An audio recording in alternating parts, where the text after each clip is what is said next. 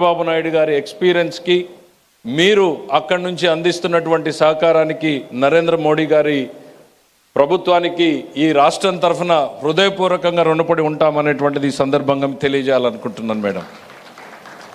ఇవాళ మీరు రావడం కాదు మేడం, మీతో పాటు దేశ ఆర్థిక వ్యవస్థను మొత్తం తీసుకొచ్చారు. ఇక్కడ ఉన్న వాళ్ళని ఒక్కొక్కరిని చూస్తూ ఉంటే వాళ్ళ అపాయింట్మెంట్ల కోసమే దాదాపు ఎంతోమంది వెయిట్ చేయాల్సినటువంటి పరిస్థితులు వచ్చేవి. The great State Bank, the great Union Bank of India, Bank of Baroda, the Canara Bank, the Bank of India, Indian Bank, Central Bank of India, NABARD, Andhra Pradesh Grameena Bank, State Cooperative Bank, Punjab National Bank, Indian Overseas Bank, IDI Bank Limited, and the largest investor LIC of India and the New India Assurance Company. దేశ ఆర్థిక వ్యవస్థ మొత్తం ఈరోజు బొంబాయిలో లేదు, అమరావతిలో ఉంది అనడానికి ఇంతకన్నా మీరు మాకు ఇస్తున్నటువంటి సపోర్ట్కి ఇంతకన్నా వేరే ఏం ఎగ్జాంపుల్ అవసరం లేదు madam. With all the whole heartedness you have been supporting us and we shall be ever grateful to you. నా స్పీచ్లోకి వెళ్ళే ముందు వారితో నాకున్నటువంటి ఒక సంవత్సరంలో నా అనుభవాలను రెండు పంచుకోవాలనుకుంటున్నాను. నేను రాజకీయాల్లో 40 సంవత్సరాలుగా ఉన్న చంద్రబాబు నాయుడు గారితో ప్రతిరోజు నేర్చుకుంటూనే ఉన్నా. మేడం గారిని కలిసే మొదటి రోజుల్లో చాలామంది చెప్పారు, she's a tough lady. Yes, she's tough, she's tough. ఇంట్లో అమ్మ కూడా అంతే కఠినంగా ఉంటుంది. మన ఇంట్లో ఆ కఠినంగా అమ్మ లేకపోతే మనం ఇట్లా తయారైండే వాళ్ళం కాదు. అడిగినవన్నీ అమ్మ కొనివ్వదు, అడిగినవన్నీ అమ్మ ఇవ్వదు మన చేతికి. ప్రతిరోజు ఐస్ క్రీమ్లు ఇవ్వదు, ప్రతిరోజు బట్టలు ఇవ్వదు, ప్రతిరోజు మనం చేయాల్సినవి చేయదు. ఏది అవసరమో ఎప్పుడు అవసరమో అప్పుడే ఇస్తుంది తల్లి. అలాంటి అమ్మతనాన్ని ఆమెలో చూశాను నేను. If she is tough, yes she is really tough. If it is not in the interest of the state, if it is not in the interest of the people, it is not interest of the financial discipline, she is tough.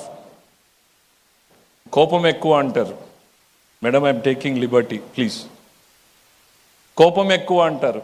Yes, time waste చేయడం అంటే ఆమెకు కోపం ఎక్కువ.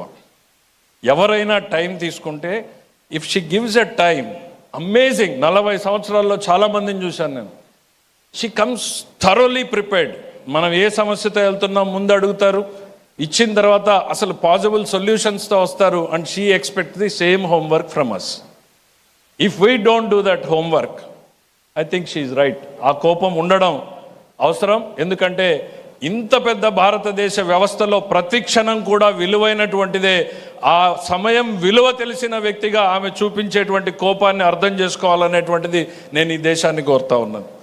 And the kind of ఒక్క పోలవరం మీద వెళ్తే మేడంకి పోలవరం గురించి అంత ఎక్కువ ఏం తెలిసి ఉంటుందిలే అనుకున్న ఫస్ట్ మీటింగ్కి వెళ్ళాను.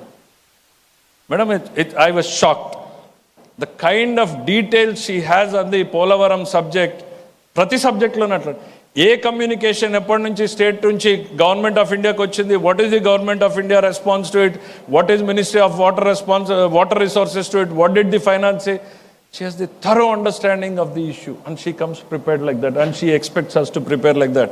And we are trained with Chandrababu Naidu garu. We also do our homework before coming to you, ma'am. But still, there's lot to learn from you. Every time we come, we learn a new thing. In fact, మీరు tough అంటే మేము అనుకునే వాళ్ళం. మేము పెరిగినటువంటి రాజకీయ వాతావరణంలో మా స్కూల్ హెడ్ మాస్టర్ కూడా చాలా టఫ్ అని. ప్రతిరోజు మామూలుగా స్కూల్ పిల్లలకి క్వార్టర్లీ ఎగ్జామ్స్ ఉంటాయి, హాఫ్ ఇయర్లో ఉంటాయి, ఇయర్లో ఉంటాయి.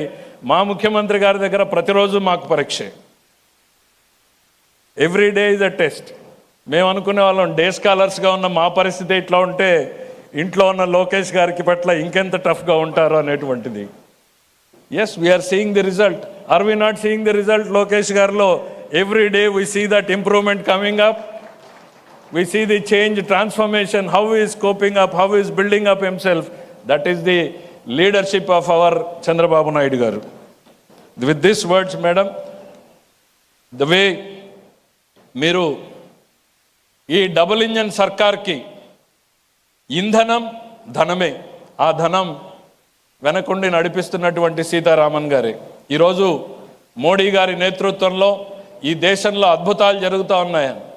వందల వందే భారత్లు వస్తూ ఉన్నాయన్న, కనీవిని ఎరుగని రీతిలో నార్త్ ఈస్ట్లో ఇన్ఫ్రాస్ట్రక్చర్ కారిడార్లు జరుగుతూ ఉన్నాయన్న, డిఫెన్స్ రంగంలో అద్భుతాలు జరుగుతూ ఉన్నాయనుకున్నా కూడా, దేశం మొత్తం మీద కూడా ఇటు రైల్వే నెట్వర్క్, రోడ్ నెట్వర్క్ పెరుగుతూ ఉంది అనుకున్నా కూడా, హాస్పిటల్స్, స్కూల్స్కి సపోర్ట్ పెరుగుతూ ఉంది అనుకున్నా కూడా, ఇవన్నీ కూడా నరేంద్ర మోడీ గారి ఆలోచనలకి సాధ్యం రూపకల్పన ఆయన చేస్తే ఆచరణ రూపం ఇస్తున్నటువంటి సీతారామన్ గారికి ఈ దేశం కూడా గుర్తుపెట్టుకునేటువంటి సేవలు అందిస్తూ ఉన్నారు ఆవిడ అనేటువంటిది గుర్తు చేస్తూ ఉన్నా.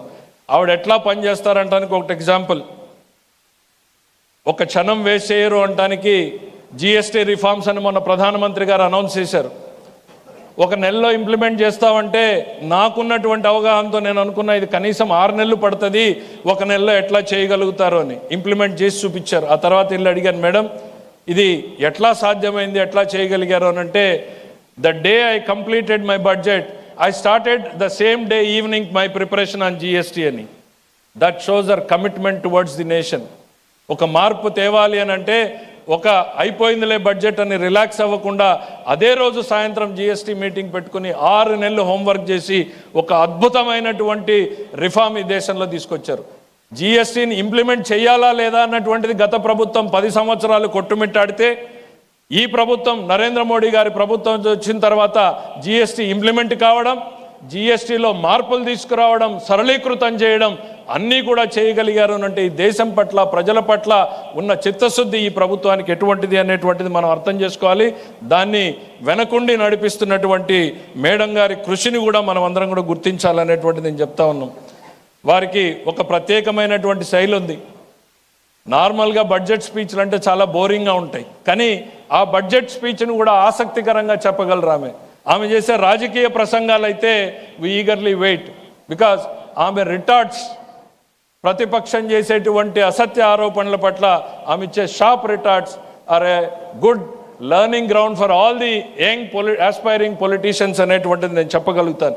అది ఎప్పుడు వస్తుంది అంటే విషయం పట్ల సంపూర్ణమైనటువంటి అవగాహన ఉన్నప్పుడు మాత్రమే వస్తుంది అనేటువంటిది కూడా చెప్తా ఉన్నాం.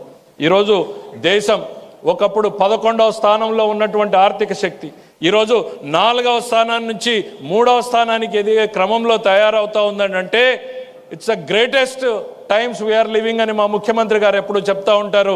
దాన్ని వెనకుండి నడిపిస్తున్నటువంటి నరేంద్ర మోడీ గారు, మరి ఆర్థిక శాఖ దీనికి ప్రధానమైనటువంటి కారణం అనేటువంటిది కూడా మనం గుర్తుంచుకోవాలనేటువంటిది తెలియజేసుకుంటూ, ఈరోజు ఎంతో కీలకమైనటువంటి బ్యాంకుల్ని మనం ఈరోజు నేను ఇందాక చెప్పినట్టు 12 బ్యాంకులను తీసుకొచ్చారు.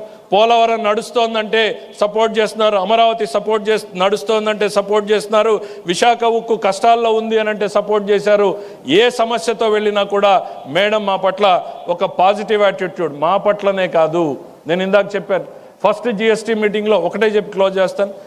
ఫస్ట్ జిఎస్టీ మీటింగ్లో లంచ్ టైంలో ఉంటే నేను తెలంగాణ ఫైనాన్స్ మినిస్టర్ ఒక దగ్గర ఉంటే ఇద్దరి దగ్గరకు వచ్చాము. ఒక మాట చెప్పారు, చిన్న చిన్న సమస్యల పట్ల భేషజాలకు పోవద్దండి, పంతాలకు పోవద్దండి, పట్టింపులకు పోవద్దండి, పరిష్కారం చేసుకోండి, ఇద్దరు ఎదిగే అవకాశం ఉంది అనేటువంటి చెప్తూ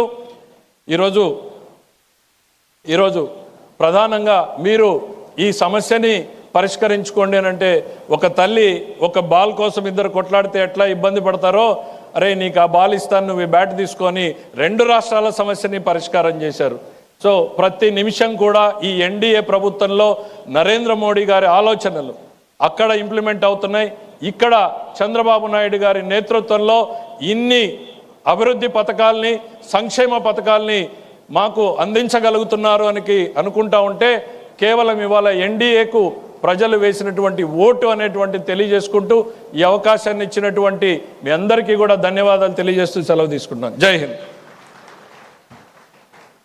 Thank you, sir. Thank you very much. I now request Honorable Minister of State for Communications and Rural Development, Government of India, Shri Pemasani Chandrasekhar Garu, to address. Thank you. Andhra Pradesh ఆత్మస్థైర్యం, అభివృద్ధికి శాశ్వత సంతకమైనటువంటి మాన్యశ్రీ ముఖ్యమంత్రి శ్రీ నారా చంద్రబాబు నాయుడు గారికి నిజాయితీ నిండిన స్వరం, అలసటి తెలియని అంకిత భావం,